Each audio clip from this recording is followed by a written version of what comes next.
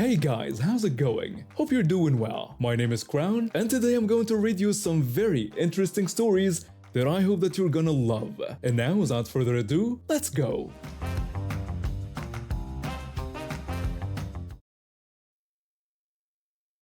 I had a couple of interesting encounters at the Mart of Walls that I thought would be perfect to share. They're not your typical entitled people stories with screaming and managers being called, but they do involve people assuming I work there when I definitely don't. The Disney World preparation. I was getting ready for a trip to Disney World. I needed to grab some supplies, mostly snacks for the flight, some to keep in the hotel room, and others for walking around the parks. At the time, I was really into these Special K meal bars, so I grabbed a box for the trip and a few extra boxes to have at home. I was wearing a black t-shirt with a wolf on it and white shorts, plus I had my headphones on listening to music. Nothing about my appearance suggested I worked at Mart of Walls. As I was leaving the aisle, an elderly woman gently tapped my shoulder. At first, I thought it was my mom, so I took my headphones off and looked at her. I asked if I was in her way, thinking I might have been blocking the aisle. She said no and told me she was looking for multivitamins and wondered if I knew where to find them. I told her they were probably in the pharmacy aisle, but I wasn't sure exactly where. I suggested she ask someone who worked in that section of the store. The elderly woman seemed surprised and asked if I didn't work there. She said sorry and told me she thought I was restocking things. I assured her it was fine and told her that I'd been coming to this store a lot, so I just knew the general areas where things could be found. We wished each other a good day after that. It was a pleasant interaction, nothing dramatic. Birthday shopping confusion. The second time was on my birthday. I decided to spoil myself with some Halloween stuff. Yu-Gi-Oh! Trading cards, and maybe some movies. Like before, I had an armful of my stuff because my mom and I like to part ways and meet up at the food aisles later. This time I was wearing a Red Riding Hood Lolita-style dress, minus the hooped cape and headphones. Once again, nothing about this said employee. Like with the first story, I got a tap on my shoulder. I turned to see a different elderly woman who was with her grandson. I greeted her with uncertainty, not knowing what she wanted. She asked if I knew where to find baby blanket yarn. I suggested checking the craft aisles, but she told me she had already looked there and couldn't figure out which yarn was for baby blankets. I told her that yarn was outside my area of knowledge, and I didn't know how they stocked them in the store. The woman seemed confused and asked if I wasn't taking things to the back room. I told her that I didn't work there at all and was just treating myself for my birthday, mentioning that I was planning to go to Ponchos and Lefties for dinner afterward. The elderly woman realized her mistake and said sorry, wishing me a happy birthday. She went to find an actual employee in the craft aisle while I reunited with my mom. The third time, less wholesome. I thought those were just cute misunderstandings, but my third encounter at Mart of Walls was less pleasant. I was shopping for groceries on a busy Saturday. I was wearing jeans and a band t-shirt, nothing like the blue vests employees wear. I was in the cereal aisle when someone tapped my shoulder hard enough to make me jump. I turned around to see a middle-aged woman looking at me impatiently. When I asked if I could help her, she told me she was relieved to finally find assistance after looking everywhere. She demanded that I check if there were more granola bars in the back storage area. I said sorry and told her I didn't work at the store. She refused to believe me, claiming she had seen me stocking shelves. I told her that I was just getting cereal for myself and that I was a customer like her. The woman became more irritated, calling me lazy and threatening to speak to my manager if I didn't check the stock room. I tried to explain again that I literally did not work there, pointing out that I wasn't wearing a vest or name tag. She called me a liar, insisting she knew what she had seen. By this point, her voice had risen, drawing attention from other shoppers. An actual employee who happened to be nearby came over and asked if there was a problem. The woman told him that I was an employee refusing to help her and being rude. The employee told her that I didn't appear to work there. The woman insisted she had seen me stocking shelves, and I had to explain again that I was simply getting cereal from the shelf for myself. The employee told her that I wasn't wearing their uniform and that they had never seen me working there. The woman's face turned red as she realized her mistake, but instead of saying sorry, She complained about how she was supposed to know and suggested I shouldn't have been touching products on shelves if I didn't work there. I pointed out that shopping, which involves touching products, is what customers do. The woman demanded help from the real employee, who nodded and led her away, giving me an apologetic look. As they walked away, I could hear her loudly complaining about confusing customers. I finished my shopping quickly, wanting to avoid another encounter. At checkout, I spotted her arguing with a manager about something completely different. I live in an area with a lot of elderly folks, so most of my interactions are wholesome like the first two. But sometimes you run into people who absolutely refuse to admit they're wrong, even when it's obvious. Still, the genuine apologies from the first two elderly women make up for the occasional entitled shopper who thinks everyone in a store must work there. I work at Chick-fil-A, where we wear red shirts or polos with black pants. My girlfriend works at a nearby Wendy's where they wear something similar. This happened last week during my break. Since my girlfriend works at a Wendy's within walking distance, I decided to go there for lunch to see her and grab some food. Now, Wendy's employees wear similar clothes to Chick-fil-A, so I can understand the confusion, but if you look at my badge and the cow on my shirt, it's pretty obvious I work at Chick-fil-A, not Wendy's. So I'm sitting in this booth waiting for my girlfriend to get on her break when this woman walks in with her kid. Right away, she starts complaining about the wet floor. There were only two booths available, one that needed cleaning and the one I was sitting in. Her kid started whining, saying he wanted the comfy booth, even though I was already sitting there. Next thing I know, this woman comes up to me with a scowl on her face. She asked me why I was sitting down and suggested I should be working instead. I told her plainly that I didn't work there. She just rolled her eyes and squeezed herself into my booth anyway. I decided to be the bigger person and got up to avoid any trouble. Just then, I got a text from my girlfriend saying she'd be there in 3 more minutes and asking if I could get us food. I went up to the counter to order, and right as I'm about to speak, I hear that woman yell from across the restaurant. She was shouting that I still wasn't working and ordering me to clean up a mess on one of the tables. I thought to myself that I needed divine help dealing with this woman. I told her very slowly and clearly that I did not work there. Even the cashier backed me up, telling her I wasn't an employee. But this woman, this Karen, started screaming about how rude I was and questioning if this was how I treated customers. I turned back to the cashier to place my order when I heard a commotion behind me. Karen had gone to the dirty booth, picked up all the trash, and thrown it at me. The cashier looked annoyed because she now had to clean it up since the janitor was out sick. From the back, I heard my girlfriend comment that the witch had really messed up.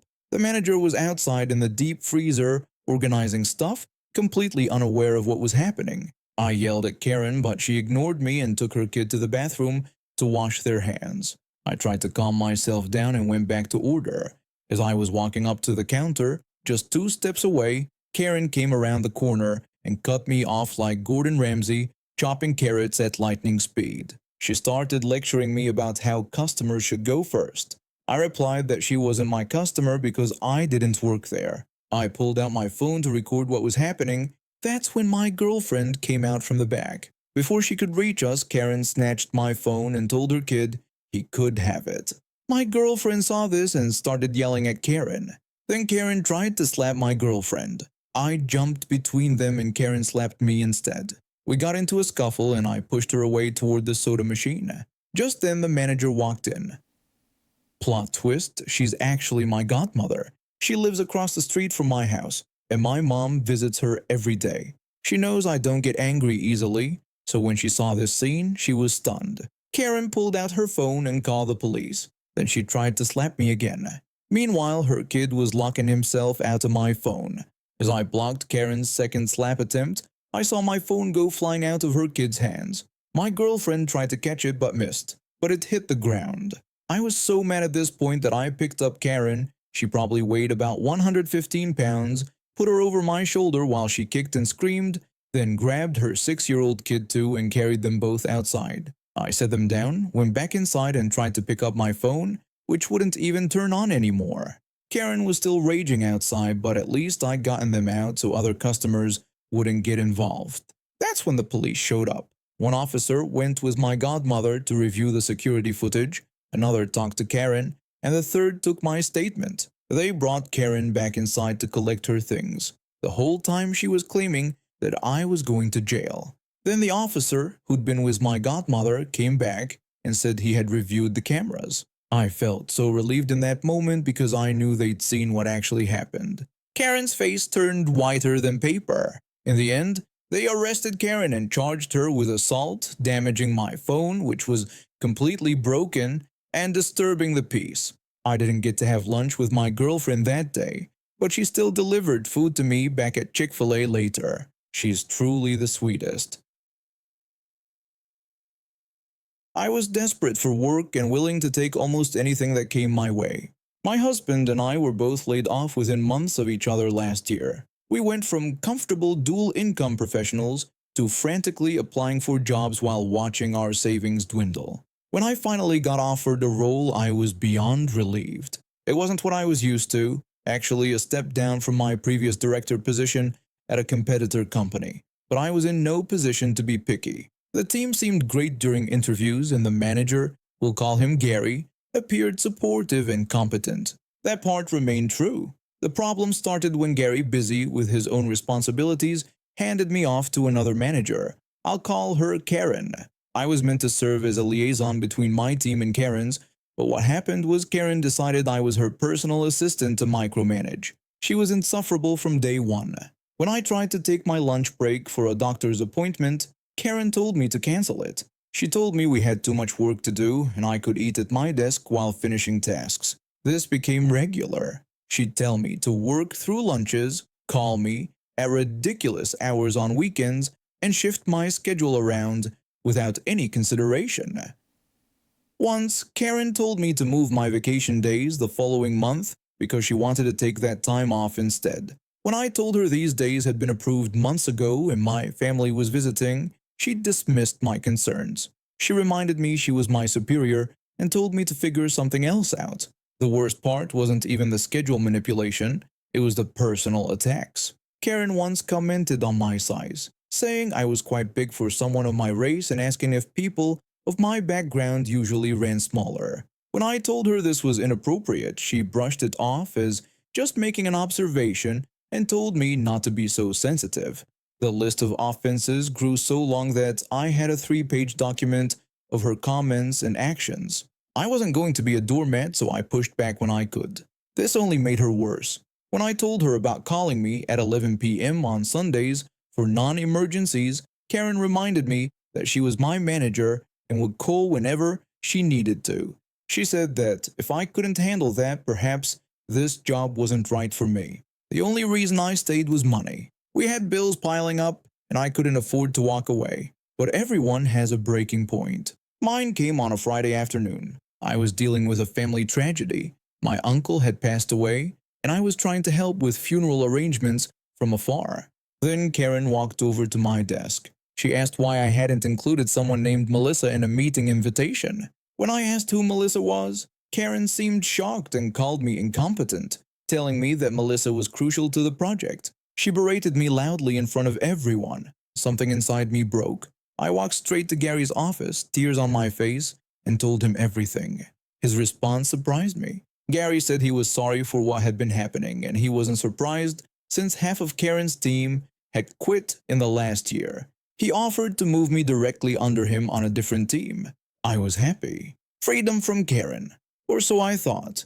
Even after the transfer, she wouldn't leave me alone. She'd email me with demands, copy me on projects I wasn't involved with, then criticize my lack of response. When I started ignoring her, she did more. One day, she walked over to my new desk area and started loudly talking about my supposed incompetence. She asked how someone so unqualified had gotten this position, saying I couldn't even handle basic tasks in her department. Gary happened to be walking by and told Karen that was enough, and I no longer reported to her. He asked her to return to her department. Karen said she was just expressing concerns about company resources being wasted. Gary told her they should discuss this privately, not in public. But the damage was done. The verbal abuse continued from afar. After 2 months of this, I'd had enough. I wrote my resignation letter, attached my 3-page document of Karen's offensive comments, and copied every relevant manager and human resources staff member. Gary tried to keep me. He offered to move my desk, ensure I never had to interact with Karen, and adjust my hours. I told him the only way I'd stay is if she left, and I knew he didn't have that authority. Her manager was based overseas, and despite multiple human resources complaints from at least 5 different employees, nothing was done. So I left, making sure everyone knew why. The next 3 months were brutal. Some nights, my husband and I ate plain bread just to make our mortgage payment. We had medical bills from a health crisis and funeral expenses piling up. Even after my husband found work, we were catching up financially. I applied to countless positions, sometimes 20 applications in a single day. Then something unexpected happened. I saw an announcement that a senior executive I used to work with was joining my former company. I sent him a text congratulating him on the new role and offering insights about his new workplace if needed. We had a brief call where I shared some observations about the company's strengths and weaknesses. At the end, he asked if I was available to be his chief of staff. I accepted quickly. The day of the first all-hands meeting was memorable. All the vice presidents and executives gathered in the main conference room to welcome the new big shot. During his speech, he mentioned key team members, including me as his new chief of staff. Karen looked shocked. I now sat 2 levels above her in the company hierarchy. Gary caught my eye and gave me a thumbs up. I later learned that after I left, the other half of Karen's team had quit. Every person under her management was gone. Karen sent an email to the executive saying I was an unqualified idiot who had worked for her, tried to get her fired, and lied to get ahead. What she didn't know was that I'd been a director at his previous company, already a level above her position, and had worked with him for 5 years. When he forwarded me her email asking about it, I felt nervous and vindicated. I met with him privately and told him everything, providing Gary as a reference who confirmed the complete team turnover. I still had my resignation letter with the attached documentation of Karen's behavior, and several former team members shared more evidence of her toxic management. The executive made his decision quickly. Karen was fired the following Friday. My mother-in-law owns about 50 acres of beautiful property on a well-known lake, a special place filled with decades of family memories. This land had been in my husband's family for generations. My husband still talks about summers spent swimming, fishing, and camping there with his cousins and uncle. There was just one problem. To reach the property, we had to drive through someone else's land. For years, this wasn't an issue. The previous owners never minded the family crossing their property to access the lake land. That all changed in 1995. A local businessman bought the property between the main road and my mother-in-law's land. This guy, I'll call him SOB because that's exactly what he is, immediately told my husband we could no longer access our family property. My husband explained that our family had been using this access road for generations. He pointed out that the family had owned the lakefront property for decades. SOB just shrugged and said things were different now with him as the owner. When my husband offered to pay a yearly fee for an easement, showing he understood it was SOB's property, the man flatly refused. He said his land was his land, and that was the end of the discussion. My husband is non-confrontational. He's a businessman who believes in maintaining good relationships, sometimes to a fault. Making things more complicated, SOB owned the only feed store in our small town. Since my husband's family runs several ranches with a cattle business, we had no choice but to continue buying feed from him despite his stance. The situation became heartbreaking when my mother-in-law's brother passed away. One of his final wishes was to have his ashes spread on the family land, the place that brought him so much joy throughout his life. His children lived out of state but contacted my mother-in-law about fulfilling their father's final request. Once again, my husband approached SOB. He explained about my uncle's dying wish to have his ashes spread on our family land. My husband mentioned that his cousins were flying in specifically for this occasion and pleaded for just one-time access. SOB's response was cold. He said he needed to think about it. After making us wait for days, he finally agreed. The day arrived. My husband, mother-in-law, and cousins drove to the gate where SOB was waiting. I stayed home, feeling this moment deserved privacy. They drove the 5 miles to reach the property, prepared to conduct the ceremony of spreading the ashes. But when they were about to begin their prayers, they noticed SOB standing just 20 yards away, watching them. He couldn't even give them privacy during this moment. I get emotional thinking about it, how my husband's family couldn't even say goodbye to their loved one without being watched like trespassers. For years, we had no access to the family land. Then something happened. Property surrounding SOB's land went up for sale. My mother-in-law hired a surveyor to examine exactly how the different properties connected. Like solving a puzzle, they discovered there might be another way to access the family land without crossing SOB's property. It would cost a lot of money, but my mother-in-law decided it was worth it to reclaim access to their beloved property. She bought the adjacent land, and finally, after years of being kept away, we could come and go as we pleased. But the story doesn't end there. My husband and I built our home on another piece of property my mother-in-law inherited. Since we had no access to a sewage system, we installed a septic tank. Then one day we noticed signs on our property stating the county commissioner's court had approved a sewage system project for our area. Without any consultation with us, they had approved a plan that would run sewage lines directly through our property. This would destroy our landscaping, subject us to early morning construction noise, and turn our yard into a construction zone for 9 to 12 months. Our plans for summer swimming, barbecues, and family gatherings would be ruined. Although we lived on the property, it was still legally in my mother-in-law's name. Somehow, they had approved this project without her signature or consent, something that should never happen, even in a small town where everyone knows everyone. When I looked into who was behind this project, I couldn't believe my eyes. The main contractor was none other than SOB. I immediately called my mother-in-law. I told her the news that SOB was the contractor for a sewage project they were planning to run through our property. I emphasized that they never got her permission for any of it. My mother-in-law was stunned and expressed her outrage. My mother-in-law went straight to the commissioner's court and demanded answers. She asked why this project was approved without her consent as the property owner. When the commissioner tried to explain that they had just assumed it would be okay, my mother-in-law cut him off. She asked if they thought they could tear up her family's property without asking, just like SOB had assumed he could control access to her lake property for all these years. The commissioners had no explanation. They were forced to call an emergency meeting, and the proposal was immediately denied.